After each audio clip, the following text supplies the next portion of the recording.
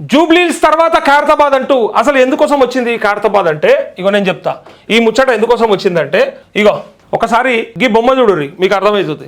ఇగో Indian national Congress అంటూ ఇక్కడ KC Venugopal general secretary release చేసినటువంటి ఒక ఉత్తర్వులు. దీంట్లో పేర్లు చూడండి ఒకసారి. ఇక్కడ ఇగో 34వ నెంబర్ మీద శ్రీ దానం నాగేందర్, సిగ్గు, శరం, బుద్ధి, జ్ఞానం, లజ్జ ఇట్లాంటి ఏమన్నా ఉంటే ఆయన అసలు ఏ పార్టీ బీఫామ్ మీద గెలిచి ఏ పార్టీలో ఎంపీగా పోటీ చేసి మళ్ళీ ఇలా అఫీషియల్ గా స్టార్ క్యాంపెయినర్ గా ఇలా డైరెక్ట్ గా ఆయన పేరు వచ్చింది. చూడండి, ఏమన్నా కొంచెమన్నా పార్టీ మారిన నాయకులకి సిగ్గుండాలి, చేర్చుకున్నోనికి సిగ్గుండాలి. ఇక్కడ డైరెక్ట్ గా దీంట్లో పెట్టుకోవడంలో ఉద్దేశం ఏంటిదో నేను చెప్తా. చాలా మందికి అరే వాళ్ళు పార్టీ మారిండ్రు కాబట్టి పెట్టుకోరు కదా అంటే మిగిలిన పెట్టలే. చూసిరా, ఇప్పుడు మిగిలిన 9 మంది దొంగలు ఉన్నారు కదా, వాళ్ళు ఎవరు పెట్టలే. కానీ ఒకే ఒక్క దానం నాగేందర్ది మాత్రమే పెట్టిరు. దానికి కారణం ఏంటంటే ఆయన సీట్ ఎట్లయినా పోబోతా ఉంది. జూబ్లీహిల్స్ తర్వాత పక్కాగా వచ్చే ఎన్నిక ఖైరతాబాద్. రాసి పెట్టుకోరు. ఇక ఎందుకోసం అంటా ఉన్నా అంటే ఇక ఆయన ఎంపీగా కూడా పోటీ చేసిండు. సుప్రీంకోర్టులో కూడా ఆయన పైన కేసు వేసింది బీఆర్ఎస్. తీరా ఇక్కడ స్పీకర్ దగ్గర కూడా ఆయన సమాధానం చెప్పుకున్నాడు. ఆయనని ఇమీడియట్గా తీసేసే పరిస్థితి కనిపిస్తా ఉంది. డిస్క్వాలిఫికేషన్ జరిగే అవకాశం ఉంది. నో డౌట్ పార్టీ ఫిరాయింపుల చట్టం కింద ఆయనని తీసి అవతల పాడేస్తారనేది ఉంది. కాబట్టి ఇక్కడ జూబ్లీహిల్స్ తర్వాత ఖైరతాబాద్ ఎన్నిక కోసం రెడీ అయినరు. అందుకోసమే ఇందులో కూడా పెట్టిరు. ఇందులో పెట్టేటప్పుడు ఒకసారి ఆలోచిస్తారు. ఒకవేళ అది కాకపోతే ఏమని ఆలోచిస్తారు, అరే మళ్ళా ఇష్యూ వస్తుంది. ఒకవేళ మేము గిట్లా ఇప్పుడు ఇలా పేరు పెడితే రేపు పొద్దున పార్టీ మారలేదు అని అంటారు కదా, ఏ పార్టీలో ఉండాలో ఆ పార్టీలో ఉండమంటారు కదా. మరి అట్లాంటప్పుడు ఈ పార్టీ మార్పు పైన ఏం చెప్తారు? ఇగో అఫీషియల్ గానే ఇక్కడ కనపడుతుందని చెప్పి బీఆర్ఎస్ ఫైట్ చేసే ఛాన్స్ ఉంది సుప్రీంలో. కానీ ఇక్కడ అవకాశం ఇవ్వకుండా ఎట్లయినా సరే మేము ఎన్నికలకు పోతామని డిసైడ్ అయిపోయినటువంటి కాంగ్రెస్ పార్టీ డిస్క్వాలిఫికేషన్ కి సిద్ధమైపోయింది. స్పీకర్ ఆ నిర్ణయం ఏదైతే ఉందో అది కొంత చూచాయిగా చెప్పేసిండు ప్రభుత్వానికి. అందుకోసమే ఎట్లాగూ తీసేస్తారు కాబట్టి ఇక పేరులో పెట్టేసి ఇప్పుడైతే ఎన్నిక గట్టెక్కి తర్వాత ఆయన డిస్క్వాలిఫై చేయగానే అంటే ఆయనని తీసి అవతల పాడేయగానే మళ్ళీ ఎన్నికలు పెడతారు. కాబట్టి అది ఖైరతాబాద్ ఎన్నికనే అని చెప్పేసి ఇలా ప్రముఖంగా ఒక పత్రికల వార్త వచ్చింది. సో అందుకోసమే ఇక్కడ చూడండి ఆయన పేరుని ఇక్కడ మెన్షన్ చేశారు. ఇగో దానం నాగేందర్ 34వ నెంబరు. మరి ఎవ్వరు కూడా పెట్టలేరు, ఒక్క దానం నాగేందర్దే పెట్టిరు. దానికి కారణం ఏందనేది ఈ పత్రికలో రాసిరిగా. ఈ పత్రిక రాయకముందే నేను చాలాసార్లు చెప్పినా ఇక్కడ చూడండి. జూబ్లీహిల్స్ తర్వాత ఖైరతాబాద్, త్వరలో రాష్ట్రంలో మరో ఉప ఎన్నిక రానుందా? ఫిరాయింపు అంశంపై కాంగ్రెస్ దూకుడు. అట్లే ఆ మేరకు స్టార్ క్యాంపెయినర్ లిస్ట్ లో దానం పేరు ఎన్నికల్లోనే తేల్చుకునేలా అధికార పక్షం స్కెచ్, రాజకీయ వర్గాల్లో హాట్ డిస్కషన్ అంటూ పుసుక్కున ఇల్లు జూబ్లీహిల్స్ లకి ఇట్లా గెలిచిరా ఇక ఆగరిగా. ఇక జూబ్లీహిల్స్ లో గెలిస్తే ఏముంటదంటే ఉత్సాహం. పార్టీ ఫిరాయించినటువంటి ఎమ్మెల్యేలందరినీ కూడా తీసి అవతల పాడేసినా సరే మళ్ళీ గెలిపించుకుంటాం బీఫామ్ ఇచ్చనేసి డిసైడ్ అవుతారు. అందుకోసానికి ఆలోచిస్తారు. ఇక్కడ చూడండి, తాజా ఫలితం ఆధారంగా ఈ ఫలితాన్ని బట్టే వీళ్ళు డిసైడ్ అవుతారు. ఎట్లా? పార్టీ మారిన ఎమ్మెల్యేలో దానం నాగేందర్, కడియం శ్రీహరి, తెల్లం వెంకటరావుపై అనర్హత వేటు తప్పదని వీరు పార్టీ ఫిరాయింపులకు పాల్పడినట్లు బలమైన ఆధారాలు ఉన్నాయనే ప్రచారం చాలా కాలం జరుగుతోంది. ఎవరెవరిపైన? కడియం శ్రీహరి, దానం నాగేందర్, తెల్లం వెంకటరావు. అట్లా గూడెం మైపాల్ రెడ్డి కూడా ఉంటుంది సేమ్. అయితే దానం నాగేందర్ బీఆర్ఎస్ ఎమ్మెల్యేగా ఉంటూ ఏకంగా కాంగ్రెస్ బీఫామ్ తో లోక్సభ ఎన్నికల్లో పోటీ చేశారు. దీంతో ఆయనపై చర్యలు అనివార్యమైన డిస్కషన్ సాగుతోంది. ఈ నేపథ్యంలో వెనుకడుగు వేసిన లాభం లేదని భావిస్తున్న కాంగ్రెస్ పార్టీ దానం విషయంలో ఉప ఎన్నికకు రెడీ అయినట్టు తెలుస్తోంది. అందులో భాగంగానే జూబ్లీహిల్స్ లో దానంను ప్రచారానికి దింపారని టాక్ వినిపిస్తోంది. జూబ్లీహిల్స్ ఫలితం సానుకూలంగా వస్తే దానం చేత రాజీనామా చేయించడం ద్వారా బీఆర్ఎస్ బీజేపీలను డిఫెన్స్ లోకి నెట్టాలనే వ్యూహంలో కాంగ్రెస్ పార్టీ పావులు కలుపుతున్నట్టు సమాచారం. త్వరలో తెలంగాణలో మరో ఉప ఎన్నిక రాబోతుందా అనే చర్చ మొదలైంది అంటూ ఖచ్చితంగా మరొక ఉప ఎన్నిక వచ్చేస్తుంది.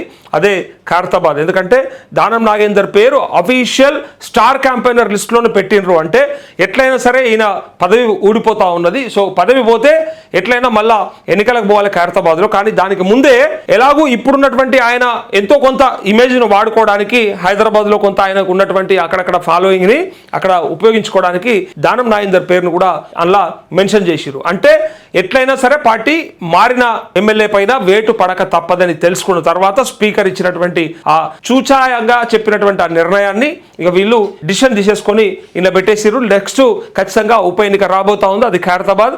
మీరు గ్యారంటీగా రాసి పెట్టుకోండి. ఇగో అయితే వీళ్ళు గెలిస్తే ఒక లెక్క, ఓడిపోతే ఒక లెక్క. ఒకవేళ జూబ్లీస్ లో గెలిచిరు అనుకో, ఇక ఆగమైపోతారు, ఇక వెళ్ళిపోతారు, ఇక ఆగం, ఇక ఎవరైనా సరే ఇక మేము అన్ని గెలుస్తాం ఇక అని చెప్పేసి జిహెచ్ఎంసీ మాదే, ఊర్లు మాయే, సర్పంచులు మాయే, ఎంపీటీసీ జడ్పీటీసీలు మాయే అని చెప్పేసి ఇక ఇమీడియట్ గా వీళ్ళు అందరి కూడా మేమే గెలుస్తామని చెప్పేసుకొని ఎన్నికలకు పోతారు. అక్కడ స్థానిక సంస్థల ఎన్నికలకు, అట్లా ఇక్కడ ఖైరతాబాద్ కానీ ఇంకా తెల్లం వెంకట్రావుది కానీ ఇంకా కడియం స్టేషన్ గన్పూర్ కానీ వెళ్ళే అవకాశం ఉంటుంది. తెలంగాణ రాజకీయం అంతా జూబ్లీహిల్స్ ఉప ఎన్నిక చుట్టూ తిరుగుతోంది. నామినేషన్ల ప్రక్రియ ముగిసిపోయింది. ఎల్లుడితో ఉపసంహరణ గడువు ముగియనుంది. ఆ తర్వాత ప్రధాన పార్టీలన్నీ ప్రచార పర్వాన్ని హోరెత్తించనున్నాయి. ఉప ఎన్నిక ఛాలెంజ్ గా మారిన నేపథ్యంలో కాంగ్రెస్, బీఆర్ఎస్, బీజేపీలు సై అంటే సై అనేలా అస్త్రశస్త్రాలను సిద్ధం చేసుకుంటున్నాయి. ఈ క్రమంలో అధికార కాంగ్రెస్ పార్టీ తీసుకున్న ఓ నిర్ణయం ఇప్పుడు రాష్ట్ర రాజకీయాల్లో సంచలనంగా మారిందంటూ జూబ్లీహిల్స్ ఉప ఎన్నిక కోసం కాంగ్రెస్ పార్టీ తమ స్టార్ క్యాంపెయినర్ల జాబితాను ప్రకటించింది. అయితే ఈ లిస్టులో పార్టీ మారిన ఖైరతాబాద్ ఎమ్మెల్యే దానం నాగేందర్ పేరుండడం సంచలనంగా మారింది. దీంతో తమ పార్టీకి చెందిన దానంను కాంగ్రెస్ ఎలా స్టార్ క్యాంపెయినర్ లిస్టులో చేర్చిందని బీఆర్ఎస్ వర్కింగ్ ప్రెసిడెంట్ కేటీఆర్ విమర్శలు గుప్పిస్తున్నారు. కేటీఆర్ అన్నాడు కాదు, నాలాంటి వాళ్ళు అన్నారు, జనాలు అన్నారు, బయట పబ్లిక్ మాట్లాడుకుంటా ఉన్నారు. ఆ దొంగ పేరు ఇంట్లో ఎందుకు ఉంటుంది? దొంగ కదా, పార్టీ మారినందుకు దొంగ కదా. సో పార్టీ మారినంతా దొంగలైనా అన్నా అంటే దానికి ఒక పద్ధతి ఉంటుంది. అది లెజిస్లేచర్ పార్టీ మొత్తం విలీనం అవడమా లేకపోతే కొంతమంది మాత్రం మారడమా అనేది లెక్క ఉంటుంది. అయితే వాళ్ళు విమర్శలు గుప్పిస్తున్నారు. మరోవైపు ఫిరాయింపుల విషయంలో 3 నెలల్లో నిర్ణయం తీసుకోవాలని సుప్రీంకోర్టు ఆదేశాల నేపథ్యంలో ఈ నెల 31వ తేదీలోపు స్పీకర్ నిర్ణయం తీసుకోవాల్సి ఉంది.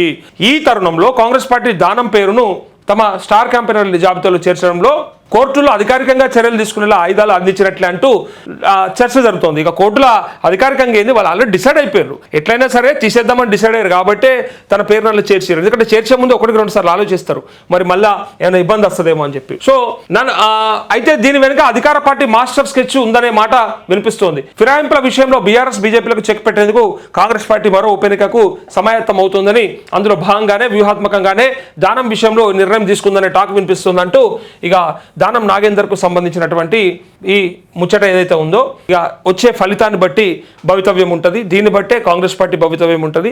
ఈ జూబ్లీహిల్స్ ఉప ఎన్నికలో వాళ్ళకు ఉన్నటువంటి ఏదైతే పాజిటివ్ అనుకుంటా ఉన్నారో, కొన్ని అంటే ఎంఐఎం మద్దతు ఇవ్వడము, వాళ్ళు కొంత హైదరాబాద్లో పరిచయం ఉండడము, పేరు కొంత సర్వీస్ చేసి ఉండడము, ఇంకా కూడా కొన్ని ఉన్నాయి, నెగిటివ్స్ కూడా ఉన్నాయి, పాజిటివ్స్ కూడా ఉంటాయి. సో మాగంటి సునీతతో కంపేర్ చేస్తే ఉన్నటువంటి కొన్ని అడ్వాంటేజెస్ ఉంటాయి కదా. సో వాటి మీద వీళ్ళు ఆశ పెట్టుకున్నారు. మైనారిటీ ఓట్లు ఎక్కువ ఉండడము, ఇట్లాంటివన్నీ కూడా. పైగా గ్రామాల్లో అంటేనేమో రైతుల నుంచో లేకపోతే మహిళల నుంచో లేకపోతే ఇంకా నిరుద్యోగుల నుంచో కొంత వ్యతిరేకత వచ్చే అవకాశం ఉంటుంది. కానీ ఇక్కడ మాత్రము అట్లాంటి పరిస్థితి కనిపించదు. అంటే బస్తీలలో ఉండేటోళ్ళు వాళ్ళకు సౌకర్యాలు అందినాయా, లేకపోతే అన్ని బరాబర్ వచ్చినా, రేషన్ కార్డు లేకపోతే సన్నబియ్యము, ఇంకా చాలా చెప్పిర్రు, నా వీడియోలో కూడా చాలా మాట్లాడారు, చాలా చెప్పిర్రు. సో ఇందిరమ్మిన్లు వచ్చినాయి, ఇట్లాంటివి ఉంటాయి. కానీ ఇక్కడ వాళ్ళపైనే హైడ్రా అని కానీ మూసి ప్రక్షాళనలో కానీ చేసినటువంటి ఇవన్నీ హైదరాబాద్ ప్రజలకు అదంతా చూసారు కాబట్టి, అంటే ఇల్లులు గులగొట్టిన సందర్భాలు ఇవన్నీ చూసారు కాబట్టి మేబీ కొంత ఏమో మళ్ళా వీళ్ళకి వేస్తే మరి బుల్డోజరా కారా అనే పరిస్థితులలో కూడా కొంత మాట్లాడుకుంటారు. ఒకవేళ కారు గెలిస్తే ప్రశాంతంగా ఉండొచ్చు, కానీ బుల్డోజర్ గెలిస్తే ఎట్లా, అంటే కాంగ్రెస్ గెలిస్తే ఎట్లా అనేది కొంత డిస్కస్ చేసుకుంటా ఉన్నారు. సో ఇక్కడ ఫైనల్గా అయితే ఇంకొక ఉప ఎన్నిక రాబోతా ఉంది, అది ఖైరతాబాదే. దీనికి ముందు ఇప్పుడు ఉన్నటువంటి ఈ జూబ్లీహిల్స్ ఎన్నిక ఏదైతే ఉందో ఇక్కడ 312 నామినేషన్లు పడ్డాయి ఇవాళకి ఇప్పటికి. సో 312 నామినేషన్లు ఎందుకు పడ్డాయి ఇంతగానము అంటే, ప్రభుత్వం పైన ఉన్నటువంటి వ్యతిరేకతను మొత్తం చూపెడదామని చెప్పేసి డిసైడ్ అయినటువంటి RRR రైతులు, RRR రీజనల్ రింగ్ రోడ్కి సంబంధించినటువంటి రైతులు, బాధిత రైతులు, అట్లే మాల సంఘం నాయకులు కొంతమంది. ఎందుకంటే మాదిగలకు ఇచ్చినటువంటి రిజర్వేషన్ ఏదైతే వాళ్ళు అడిగినటువంటి ఆ వర్గీకరణ చేపించారు కాబట్టి, సో అక్కడ నష్టపోయినటువంటి మాలలు కూడా ఖచ్చితంగా మరి మా వాటా మాకు దక్కాలి కదా, ఇన్ని రోజులు మేము తిన్నామని మమ్మల్ని అన్నారు కదా, బదనాం చేసిరు కదా అనే ఉద్దేశంతో వాళ్ళు కూడా నామినేషన్లు వేస్తూ ఉన్నారు. దీంతోపాటు నిరుద్యోగులు వేస్తూ ఉన్నారు, చాలామంది నిరుద్యోగులు కూడా ముందరకు వచ్చారు. సో ఈ ప్రకారంగా చూస్తే ఇక జూబ్లీహిల్స్లో మరి ఓట్లన్నీ కూడా ఎక్కడికక్కడ చీలిపోతే మరి ఎవరికి లాభం అవుతుంది, ఎవరు గెలుస్తారు, ఎవరికి అవకాశం ఉందనేది కూడా మనం త్వరలో చూస్తాం.